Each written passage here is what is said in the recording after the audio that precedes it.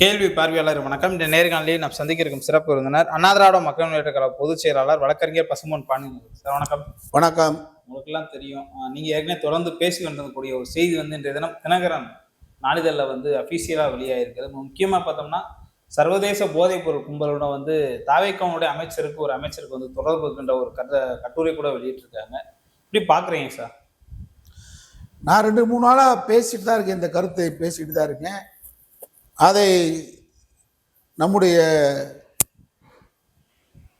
மாரிதாஸ் அவர் பேசிதான் நேற்று நேரடியாக இது சொல்லாமல் அவரை கைது பண்ணியிருக்கிறாங்க.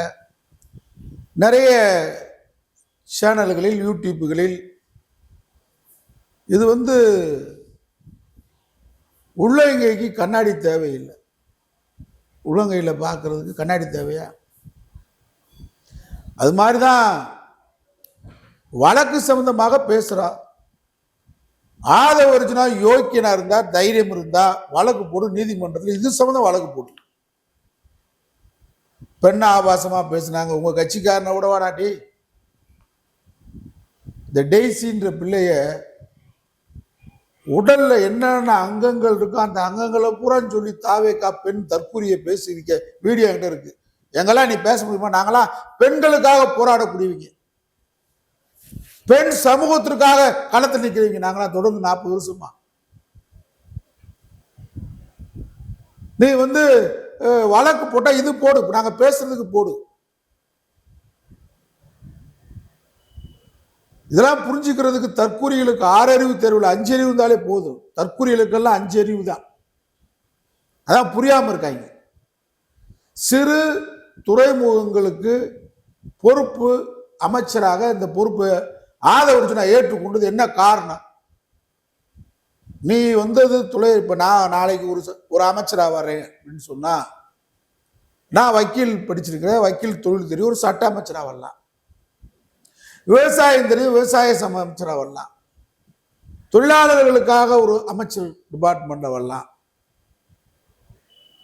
ஆனா துறைமுகம் சொன்னா அது சம்பந்தப்பட்ட துறையில ஏதாவது இருந்திருக்கணுமா இல்லையா? சிறு துறைமுகங்கள் எதுக்கு நீ கேட்டு வாங்கின? நீ ஸ்போர்ட்ஸ் ஒரிஜினா யோக்கிய மாதிரி பேசக்கூடாது. கூத்தாடி விஜய் என்ன பேசுறாரு? போதை ஒழிப்புன்னு சொல்றீங்கல்ல, இன்னைக்கு வந்துகிட்டு இருக்கிற செய்தி என்ன?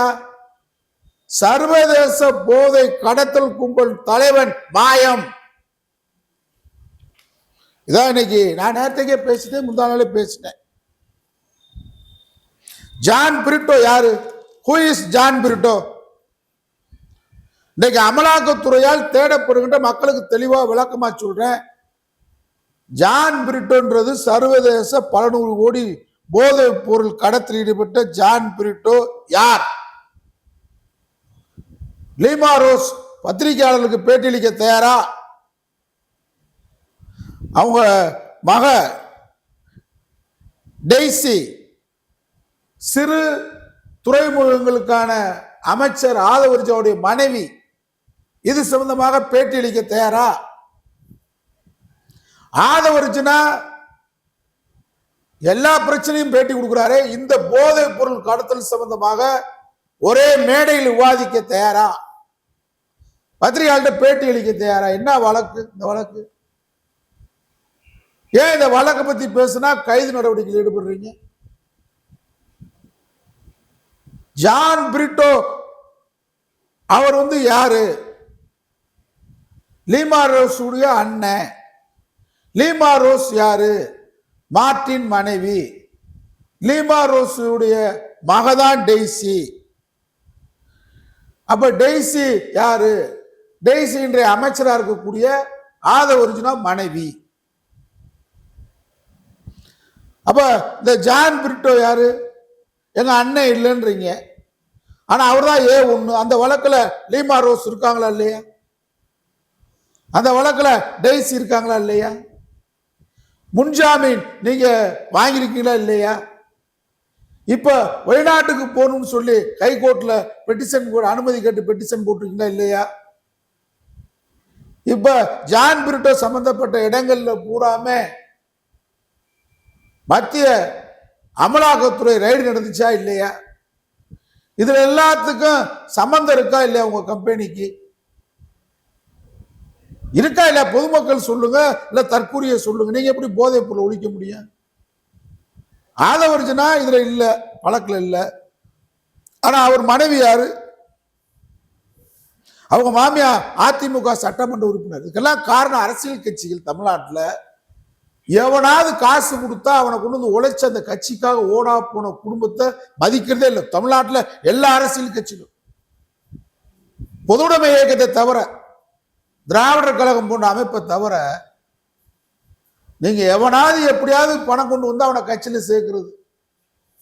இந்த ஆதவர்ஜனா திமுக ஐடிவில செயல்பட்டு இருக்காரு. இந்த லாட்டரி பணத்தை வச்சு விசிகாவுக்கு போறாரு, போறனே துணை பொதுச்செயலாளர் ஆகிறாரு, இங்க போய் அமைச்சர் ஆயிட்டாரு.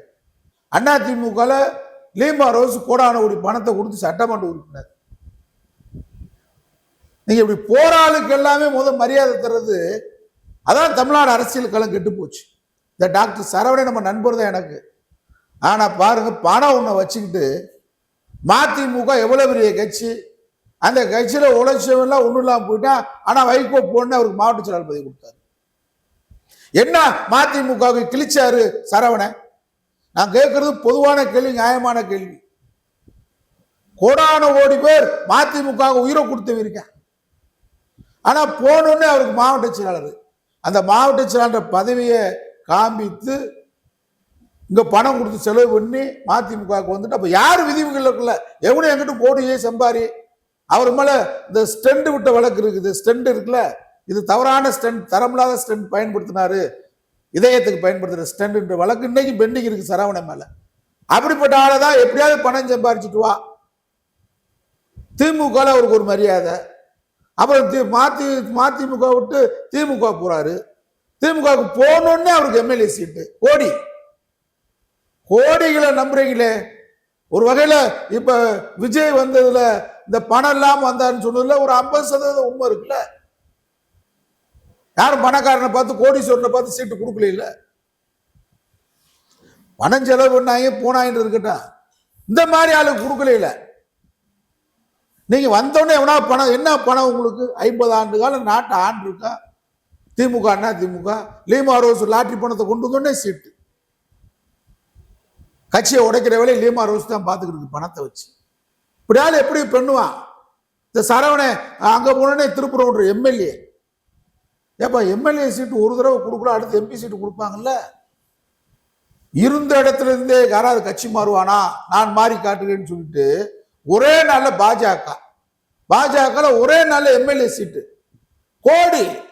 வேற சரவணனுக்கு என்ன தகுதி இருக்கு? நம்ம நண்பு அது வேற என்ன வேற தகுதி இருக்கு? உழைப்பு இருக்கு, தியாகம் இருக்கு. எந்த கட்சி மதிக்கிறீங்க நீங்க? தியாகிய உங்களை ஓச்சதுக்கு காரணம், விஜய்க்கு மாற்று சிந்தனையா ஓட்டு போட்டதுக்கு காரணம் இது ஒரு காரணம் தான்.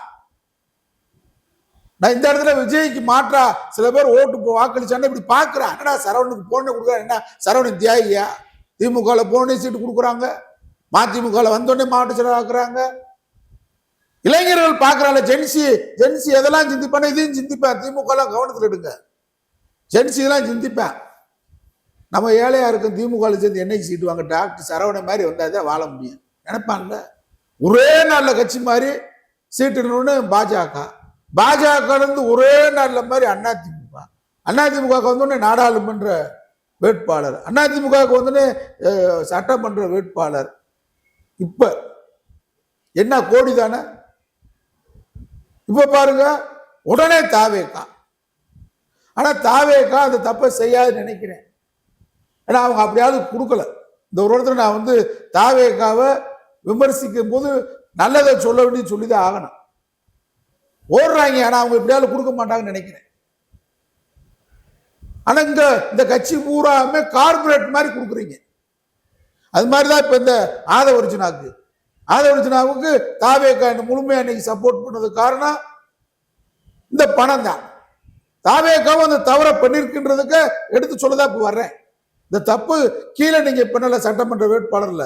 ஆனா பெரிய தப்பு தாவேகா கட்சிக்கு சர்வதேச கடத்தல் கும்பல் எதை இந்த கஞ்சா எண்ணெய் தயாரிப்பு பண்றது, கஞ்சா எண்ணெயை விற்பனை பண்றது, இந்த கடத்தல் கும்பலுக்கு பணம், அந்த பணத்தை ஹவாலா பணமாக, கருப்பு பணத்தை வெள்ளை பணமாக, போதை கடத்தல் வந்த பணத்தை மாத்துற வேலையை இந்த ஆதவ அர்ஜுனாவுடைய குடும்பம், மனைவி, மாமியா, அவங்க சித்தப்பை முறை வேணும். யார்? இந்த சர்வதேச கடத்தல் கும்பல் ஜான் பிரிட்டு சித்தப்பை முறை வேணும் உனக்கு.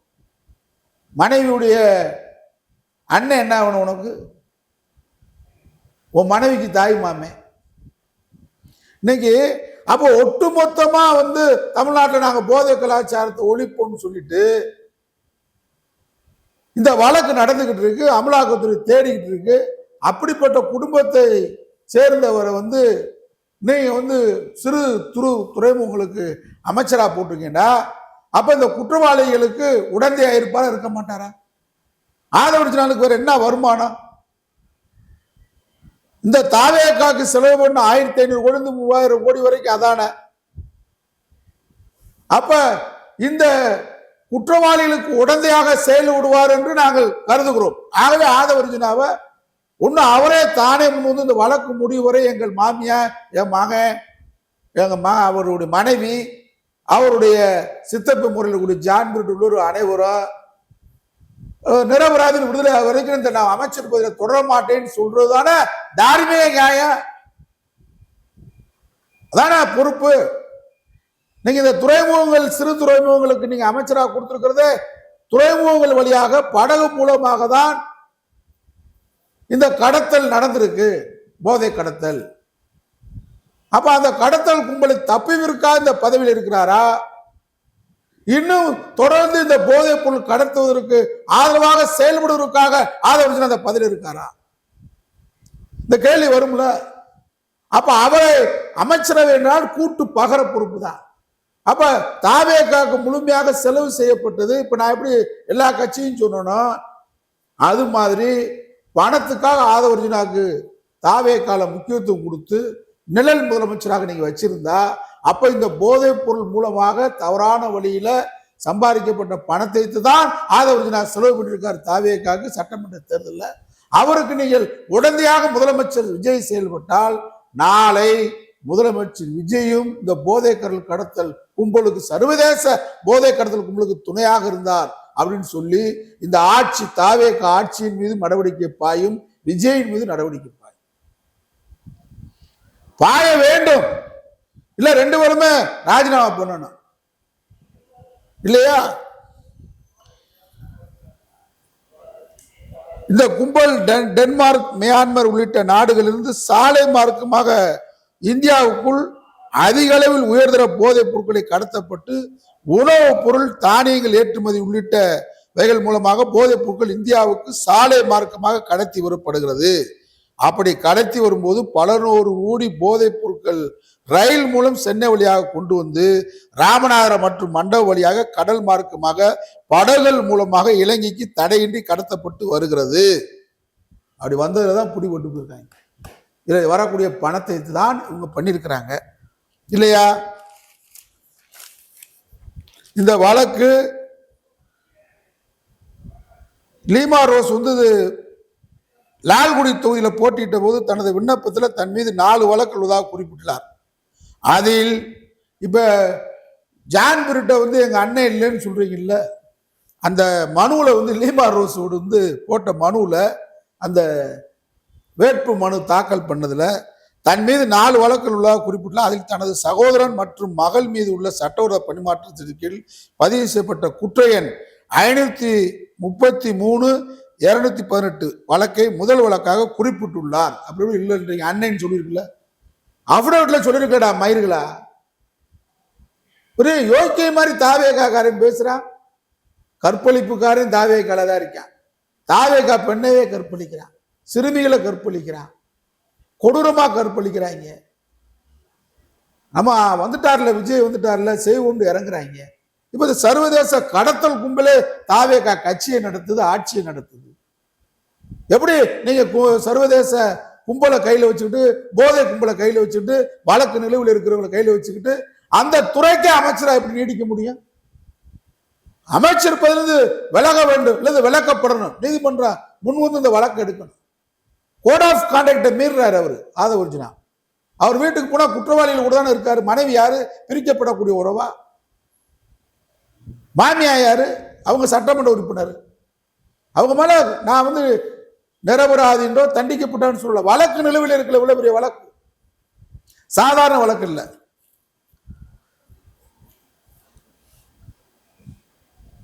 நீங்க இலங்கைக்கு மீனவர்கள் படகு மூலம் கடத்தப்பட்டு வந்த ரூபா 108 கோடி மதிப்புள்ள 99 கிலோ உயர்ரஞ்ச கஞ்சா இவர்கள் இந்த குரூப்ல தான் பிடிபட்டிருக்கு.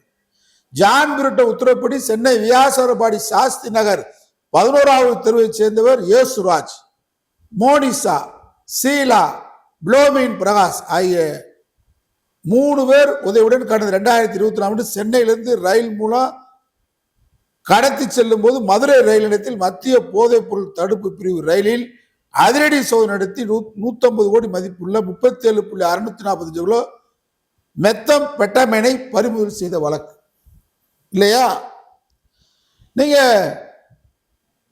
இவ்வளவு வழக்கையும் கையில வச்சுக்கிட்டு போதைப் பொருள் கடத்தல் கும்பல் சம்பந்தப்பட்டவர்கள் இன்னைக்கு அமலாக்கத்துறை வெளிநாடெல்லாம் போய் தேடி போயிருக்கு. அவர் சம்பந்தப்பட்ட பூரா ரைடு பண்ணிருக்கு. இவ்வளவு வச்சுக்கிட்டு நாங்க யோக்கிய, நாங்க திராவிட முன்னேற்ற கழகத்தை இவ்வளவு தரக்குறைவா பேசுறதுக்கு என்ன காரணம்? முதலமைச்சர் ஸ்டாலின் மேல இதுவரைக்கும் ஏதாவது ஊழல் குற்றச்சாட்டு நிரூபிக்கப்பட்டிருக்கா? திமுக ஆட்சி அமைச்சர்கள் மேல யாராவது தண்டிக்கப்பட்டிருக்காங்களா? உதயநிதி மேல குற்றம் சொல்றீங்களே, தண்டிக்கப்பட்டிருக்காங்களா? அவங்க மருமகை சபரீசன் மேல குற்றச்சாட்டு சுமத்துறீங்களே, அவர் மேல இந்த மாதிரி குற்றம் இருக்கா, நிரூபிக்கப்பட்டிருக்கா, வழக்கு இருக்கா? உங்க மேல வழக்கு, உங்க சம்பந்தப்பட்ட அத்தனை பேர் வழக்கு இருக்கு. சபரீசன் மாமனார் மேல வழக்கு இருக்கா, மாமியார் மேல வழக்கு இருக்கா, மனைவி மேல வழக்கு இருக்கா? அபாண்டமான குற்றச்சாட்டுகளை விஜய் பேசுறது, ரீல்ஸ் போடுறது. திராவிட முன்னேற்ற கழகத்துடைய தலைவர் ஸ்டாலின் துணை மேயரா இருந்து, துணை முதல்வராக இருந்து, அமைச்சரா இருந்து, பொது வாழ்க்கையில 50 ஆண்டுகளுக்கு மேல பொறுப்பு இருக்கிற அரசு பொறுப்பு. என்ன ஊழல் குற்றச்சாட்டு இருக்கு? நீங்க போலி நிறுவனங்களை ஏற்படுத்தி நீங்க பாருங்க, ஆதவர்ஜினாவுடைய மனைவி மட்டும் எத்தனை நிறுவனம்.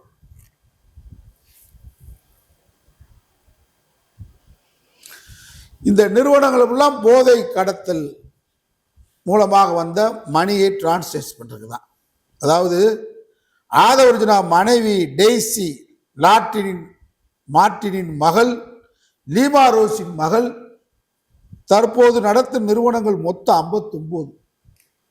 இதற்கு முன்பாக வைத்திருந்த நிறுவனங்கள் மற்றும் பங்குகள் மூலம் வருமானம் வரும் நிறுவனங்கள் தனியாக 38. ஒரே நாளில் 20 நிறுவனங்கள் ஆரம்பித்து வேறொரு நாளில் 10 நிறுவனங்களை மூடிவிட்டு இன்னொரு நிறுவனம் ஆரம்பிப்பாங்க. அனைத்தும் செல் கம்பெனிஸ். அதாவது எந்த உண்மையான நடவடிக்கையும் பிசினஸ் வேலையும் நடக்காது. எல்லாம் அந்த பணத்தை ஹவாலா பண்றதுதான். ஆனால் நடப்பது போல் காட்டி கருப்பு பணத்தை வெள்ளையாக மாற்றுவதற்காக தான் 20க்கும் மேற்பட்ட நிறுவனங்கள் வந்து ரியல் எஸ்டேட் நிறுவனங்கள், ஆட்டோமொபைல், மொத்த வியாபாரம், சில்லறை வியாபாரம், இப்படி கணக்கு காட்டப்படும்.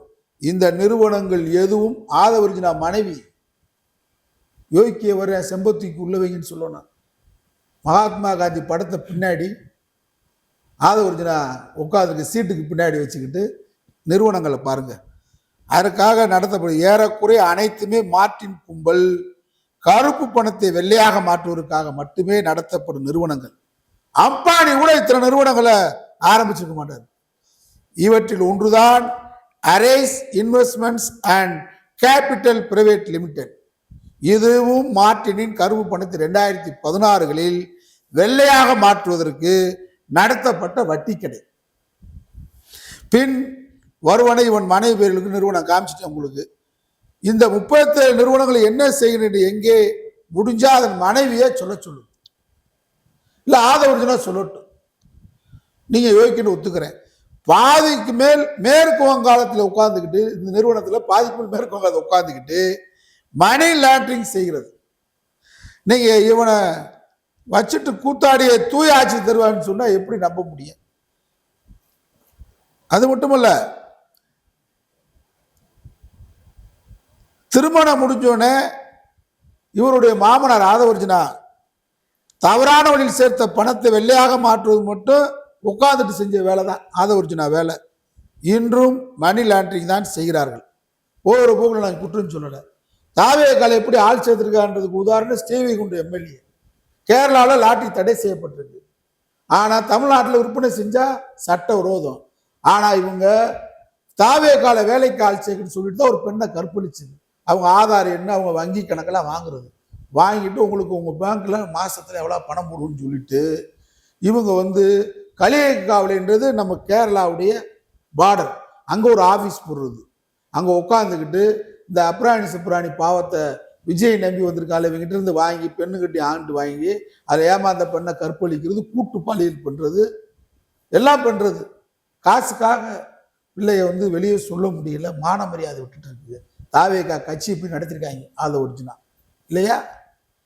அங்கே உட்காந்துக்கிட்டு இந்த இந்த வேலையை பார்த்துருக்காங்க. அங்கே கேரளா லாட்டரி இங்கே உள்ள விற்பனை பண்ணுறது, யாருக்காவது விற்றா பணத்தை அவங்க செல்லுலேருந்து போட்டு விடுவோம். ஏன்னா அவங்களாம் பெருசாக ரைடுகளுக்கு பார்க்க மாட்டாங்க. கிராமத்தில் இருக்கிறது ஸ்ரீவைகுண்டத்தில் இருக்கலாம் பார்க்க மாட்டாங்க. இதை தான் வந்து பண்ணியிருக்காங்க. இப்படி கட்சி நடத்திக்கிட்டு ஒரு மிகப்பெரிய திராவிட இயக்கம், சமூக நீதி களத்தில் ரெண்டு இயக்கத்தை கேலியும் ஊழல்மா மொத்தமா இருக்கிற மாதிரி வில்லை மாதிரி ஸ்டாலினை நீங்க ஐடிவிங்க போட்டு காமிச்சிங்கன்னு சொன்னா மொத்தம் சர்வதேச போதை கடத்தலுக்கு சொந்தமான உறவனுக்கு சொந்தமான அமைச்சர் பதவியில் உட்கார்றத அவர் ராஜினாமா பண்ணணும். ஒன்றிய அரசு நடவடிக்கை எடுக்கணும். கவர்னர் கவனத்தில் எடுக்கணும். உச்ச நீதிமன்றம், உயர் நீதிமன்றம் இதை தன் வழக்காக சுமோட்டாவை எடுக்கணும் இந்த வழக்கை. அது மாதிரி இந்த கும்பல் தொடர்ந்து ஆட்சி அதிகாரத்தில் இருந்தா இங்கே போதை கும்பல், சர்வதேச போதை கும்பல், ஏற்கனவே சொல்றீங்க, சர்வதேச கும்பலின் சதியால் தான் விஜய் முதலமைச்சராக இருக்கிறார். கனிம வள கொள்ளைக்காரர்கள் இந்த நாட்டை ஆக்கிரமிக்க நினைக்கிறார்கள். இயற்கை வளத்தை சுரண்டக்கூடிய சர்வதேச கார்பரேட் இங்கே ஆந்தை கண்ணாக வச்சிருக்கு தமிழ்நாட்டை. அதுக்கு உதாரணம் தான் இன்னைக்கு மாட்டி வைக்கக்கூடிய சர்வதேச போதைப் பொருள் கடத்தல் கும்பல். இந்த கும்பலுக்கு துணை போகின்ற இந்த கும்பலுடைய உறவினர்கள் ஆதரவாக செயல்பட அந்த துறையை பெற்றிருக்கக்கூடிய ஆதவர்ஜுனா மீது நடவடிக்கை எடுக்க வேண்டும். இதை தொடர்ந்து அமைதி காத்தா விஜயும் இந்த சர்வதேச போதை கடத்தல் கும்பலுக்கு துணையானவர் என்றுதான் சட்டப்படி கருத வேண்டி வரும். நன்றி சார். நன்றி.